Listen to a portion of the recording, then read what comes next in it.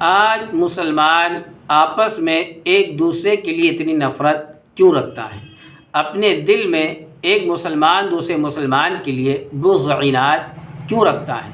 یا اتنی نفرت کرتا ہے کہ ایک مسلمان دوسرے مسلمان کے چہرے کو دیکھنا تک پسند نہیں کرتا؟ یا ایک مسلمان دوسرے مسلمان سے اتنی دشمنی کرتا ہے کہ موقع پائے تو اس کو قتل کر دیں؟ آخر یہ سب کیوں ہے؟ اس کی وجہ کیا ہے؟ حضرت نعمان بن بشیر رضی اللہ تعالیٰ عنہ کہتے ہیں کہ رسول اللہ صلی اللہ علیہ وسلم نے ارشاد فرمایا، تم اپنی صفوں کو ضرور سیدھی کر لیا کرو، ورنہ اللہ تعالیٰ تمہارے درمیان اختلاف پیدا فرما دیں گے۔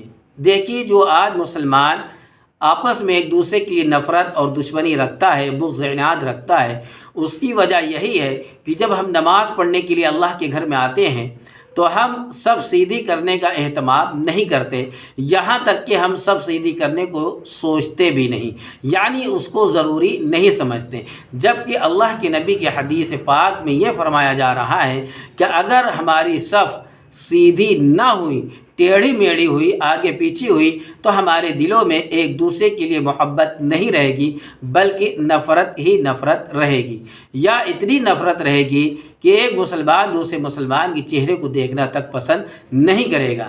یعنی سب کو سیدھا نہ کرنے کی اتنی سخت وعید ہے، سب کو ٹیڑھا میڑھا کرنے کی اتنی سخت وعید ہے کہ ہم مسلمان آپس میں پیار اور محبت نہیں پیدا کر سکتے۔ سب سیدھا کرنا اتنا ضروری ہے کہ آپ صلی اللہ علیہ وسلم بذات خود صحابہ کی صفوں کو سیدھی کرنے کا اہتمام فرمایا کرتے تھے۔ جب آپ مطمئن ہو گئے کہ صحابہ اب اپنی صفوں کو خود سیدھی کر لیا کرتے ہیں تو آپ نے سب کو سیدھا کرنا چھوڑ دیا۔ حضرت عمر فاروق رضی اللہ تعالیٰ عنہ کے دور خلافت میں مسجد نبوی میں جب نمازی زیادہ ہو گئے تو حضرت عمر فاروق رضی اللہ تعالیٰ عنہ نے کچھ لوگوں کو یہ ذمہ داری سونپی کہ وہ صفوں کو سیدھی کیا کریں۔ تو جب وہ لوگ سب کو سیدھی کر لیا کرتے تھے تو حضرت عمر فاروق رضی اللہ تعالیٰ عنہ کو اطلاع کرتے، تب جا کے حضرت عمر فاروق رضی اللہ تعالیٰ عنہ نماز کو شروع کیا کرتے تھے۔ یہی طریقہ حضرت عثمان غنی رضی اللہ تعالیٰ عنہ کا تھا کہ صفوں کو سیدھا کرنے کا بہت ہی اہتمام کیا کرتے تھے۔ حضرت علی رضی اللہ تعالیٰ عنہ تو نام بنام لے کر فرماتے تھے کہ فلاں تم آگے ہو جاؤ، فلاں تم پیچھے ہو جاؤ، یعنی سب کو سیدھا کرنا اتنا ضروری ہے کہ اگر سب ہماری سیدھی نہ رہی تو ہم مسلمانوں کے دلوں میں آپس میں پیار اور محبت ختم ہو جائے گا، صرف اور صرف ہمارے دلوں میں نفرت ہی نفرت رہے گی۔ تو میرے عزیزوں، حدیث پاک میں سب کو سیدھا کرنے کا اتنی وعید بتلائی گئی، اتنی تاکید بتلائی گئی۔ اب اگر اس حدیث کو سننے کے باوجود اگر ہم مسلمان سب کو سیدھا کرنا ضروری نہ سمجھیں تو ہم سے بڑا بیوقوف کوئی نہیں ہے۔ مجھے امید ہے کہ جو شخص بھی میری اس ویڈیو کو سن رہے ہیں وہ ضرور اپنی صفوں کو سیدھی کیا کریں گے۔ سب کو سیدھا کرنے کا اتنا بڑا کہہ لیجئے فرق ہے کہ اگر ہم سب سیدھی کریں گے تو آپس میں پیار اور محبت بڑھے گی، اگر ہم سب کو سیدھی نہ کریں گے تو آپس میں نفرت ہی نفرت بھرے گی، یہاں تک کہ اتنی نفرت پیدا ہو جائے گی کہ ایک مسلمان دوسرے مسلمان کے چہرے کو دیکھنا تک پسند نہیں کرے گا۔ جو ہمارا اتحاد اور اتفاق ہے وہ سب ختم ہو جائے گا، پارا پارا ہو جائے گا۔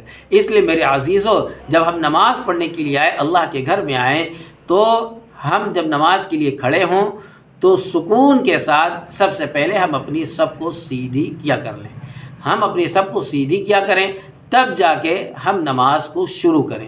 ایسا نہ ہو کہ ہم بھاگتے ہوئے آئیں اور ہم اپنی سب کو سیدھا کرنے کا اہتمام نہ کریں، ہم ٹیڑھے ہیں، میڑھے ہیں، آگے ہیں، پیچھے ہیں، فوراً ہم امام کے ساتھ تکبیر کہہ کر امام کے ساتھ جماعت میں شامل ہو گئے۔